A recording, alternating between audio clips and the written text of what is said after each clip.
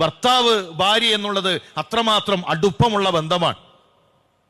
ഭർത്താവ് തൊടുന്നത് കൊണ്ട് ഭാര്യയുടെ വുളു മുറിയുമെന്നോ അല്ലെങ്കിൽ ഭാര്യ തൊട്ടത് കൊണ്ട് ഭർത്താവിന്റെ വുളു മുറിയുമെന്നോ അത് ഇസ്ലാം ദീൻ പഠിപ്പിച്ചിട്ടുള്ള ആശയമല്ല. ഒരു ഉമ്മ ഒതു എടുത്ത് വരുമ്പോഴേക്കും കൊതുണ്ട് എന്നിട്ട് മാറിക്ക് എന്ന് പറയുന്ന ഒരു സമ്പ്രദായം ഇസ്ലാമിലില്ല. അങ്ങനെയൊന്നും പിയാപ്പനെ തൊട്ടുപോയി എന്ന് കരുതി ഒന്നും മുറിയേയില്ല, അത് മക്കളായാലും. ഇമാം ഷാഫി റഹ്മത്തുള്ളാഹി അലൈഹി രണ്ടായിട്ട് അതിനെ തിരിച്ചു.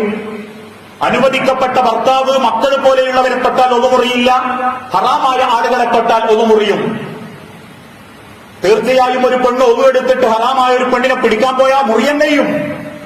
എന്നാൽ മനസ്സിൽ ചിന്തകളില്ലാതെ, മോശമായ ഒരു ചിന്തകളുമില്ലാതെ ഏതെങ്കിലും ഒരു ആണിനെ തൊട്ടുപോയി എന്ന് കരുതിയാൽ ഒതുമുറിയൂല.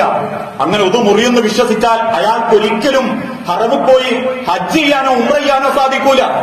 കാരണം ഹറമിന്റെ ഉള്ളിൽ ഒതു എടുത്തിട്ട് തവാഫ് ചെയ്യുമ്പം വലത്തെ